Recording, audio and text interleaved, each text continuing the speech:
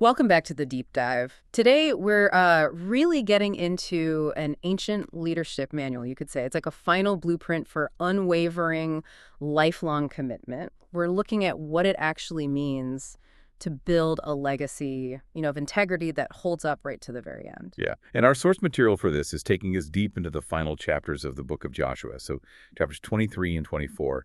And this isn't just like recounting history. It's a really detailed look at a very high standard of living. You could maybe summarize it as maintaining complete sincerity and devotion, but fundamentally detached from worldly compromise. Okay, so our mission then, for you listening, is to kind of distill the non-negotiable parts of that kind of life.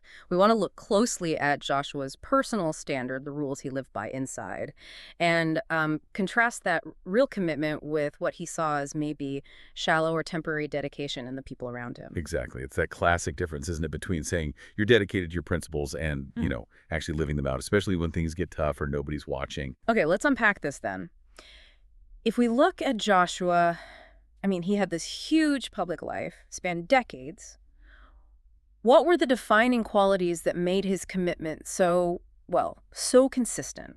Right from that first time we see him as a fighter way back in the wilderness. Well, I think the defining thing is that consistency. The material really emphasizes that his devotion wasn't something he, found late in life, after retiring maybe. From those very earliest days, Exodus 17 even, he showed this pretty rare loyalty and just sincere devotion. He wasn't chasing trends or political convenience. He wasn't just loyal, though, was he? He was also incredibly disciplined. He's described as an observant commander. Yeah. That suggests his consistency came from, meticulous attention to the instructions he was given. It wasn't just passion, it was precision. Absolutely. And that precision, that observational skill, it translated directly into how he handled the huge job of settling the land. Like when it came to dividing up the territory for the tribes, he was completely impartial, showed zero favoritism. That's fascinating to me because in that era, everything was built on patronage, clan loyalty, that sort of thing. And here's Joshua setting the standard of administrative ethics that basically demanded you embrace the whole set of instructions. You don't just pick and choose the rules you like based on who you know. Precisely. And that impartiality meant he wasn't afraid to deal with problems internally. Remember that story about Achan, where sin kind of crept into the camp?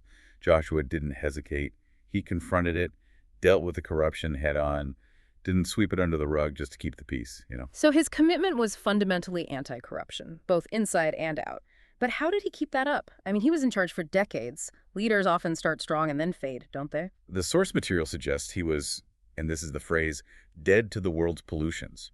To kind of translate that, it means he was deliberately filtering his environment, his inputs. He kept his mind sensitive and, sanctified is the word used. That feels like a massive takeaway for today, actually. Being dead to the world, in his context, meant he wasn't looking for praise from people. He wasn't swayed by political games or manipulation. In our 2047 digital world, if you're not constantly chasing the likes or the approval of the crowd, wow, you're incredibly free. That's spot on. And what's really fascinating is where that devotion came from. It wasn't external pressure, trying to impress people. His whole life perspective seems shaped by his direct experience of witnessing, profound power and grace, like being up on Mount Sinai with Moses. His devotion flowed out of that experience, not just obligation. That makes perfect sense. The deeper your own foundation, maybe the less you need that external thumbs up. So moving into his final message, Joshua reminds the people about God's action in the world, but he highlights two things. First, God's undeniable faithfulness. He points out, look, God fulfilled every single promise he made to you, gave you rest, drove out nations, not one word failed. Right. But here's where it gets really interesting for me, because we often focus only on God's performance in terms of, blessings and provision the manna, parting the sea, all that. But Joshua makes it really clear that God's performance, it has two sides. Yes, exactly. The source talks about the unforeseen fullness of God's performance, and that includes judgment. God isn't just faithful to his promises of blessing. He's equally faithful to his warnings and the consequences for disobedience. The severity of God is just as real as his goodness. And the warning he gives them is pretty brutal, isn't it? He says, if you compromise, if you start aligning yourselves with the few nations left around you, those nations won't just be passive neighbors. They'll become snares and traps unto you, and scourges in your sides and thorns in your eyes. They'll actively mess up your lives until you basically perish from the land. And this raises a huge question, really, for anyone thinking about commitment to a higher standard. How do you reconcile goodness and severity in the same being? The ancient writers wrestled with this. One passage states it plainly, "Behold, therefore, the goodness and severity of God, on them which fell, severity, but toward thee, goodness, if thou continue in his goodness, otherwise thou also shalt be cut off." Wow. The implication is stark, isn't it? God doesn't bend his nature or his standards just for convenience. They're absolute.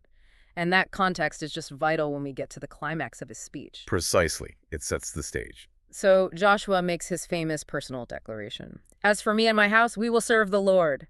And the source points out this wasn't just like a quiet personal choice he made. It was a public commitment to maintain spiritual oversight, spiritual authority over his whole family, even adult children living independently. And the people, seeing this incredible leader's dedication, they respond with what seems like enthusiasm, right? "The Lord our God will we serve, and his voice will we obey."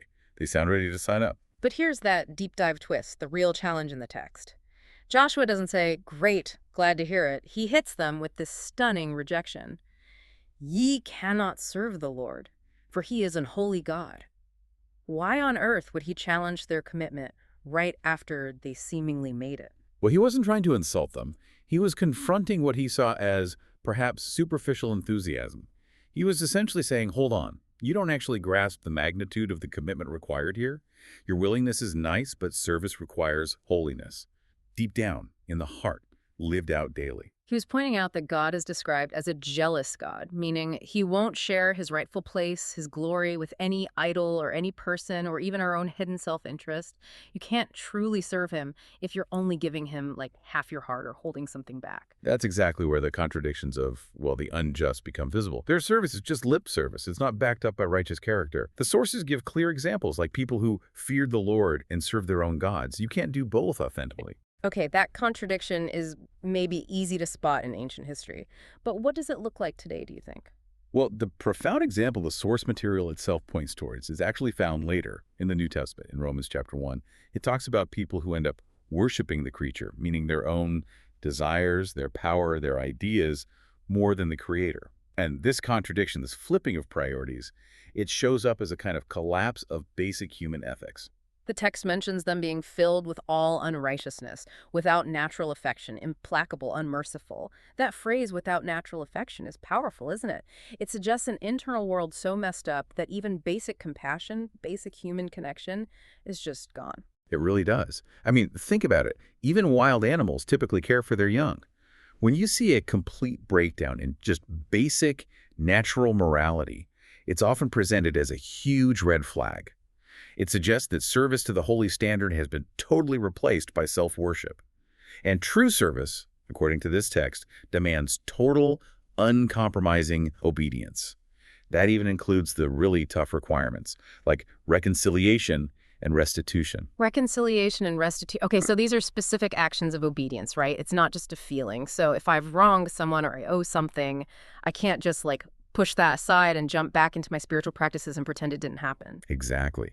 The teaching is, if you come to offer your devotion, your service, and you suddenly remember that someone has a legitimate issue with you, you have to stop right there. You need to go deal with that interpersonal problem first. Make it right, if possible, before you can truly offer wholehearted service. Yeah. Obedience has to be total, not just selective based on what feels easy. Wow. Okay, so we have Joshua's really strong life example, his really strong warning, and then the people coming back again with renewed resolve.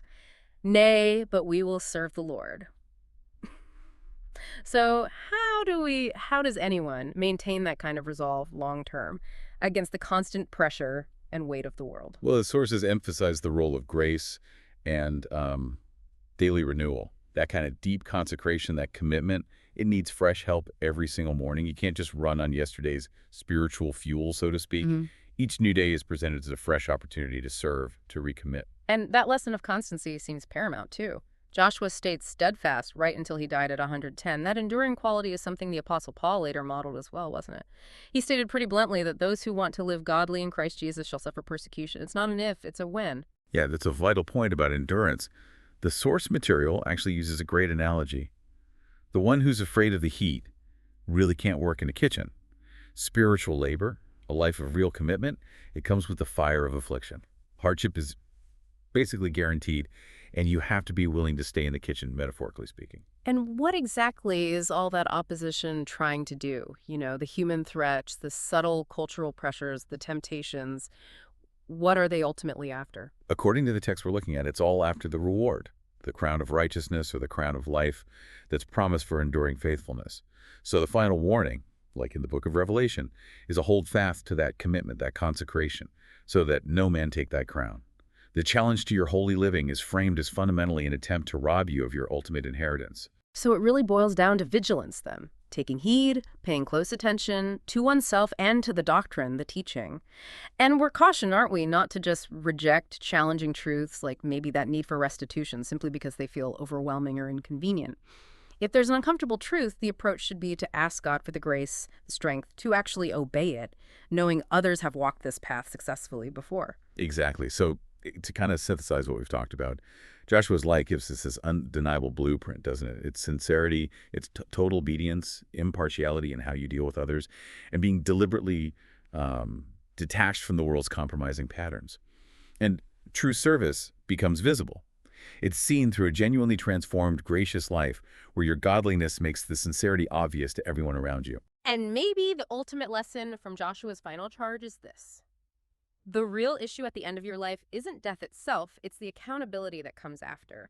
We're kind of warned not to get too focused on, worldly ceremonies or celebrating birthdays and anniversaries, but rather on living today in a way that pleases God. So the final thought for you to chew on is, what specific preparation are you making today, right now, knowing that tomorrow is completely uncertain and that the only measure that ultimately matters is God's holy standard? How are you living in fresh servanthood right now?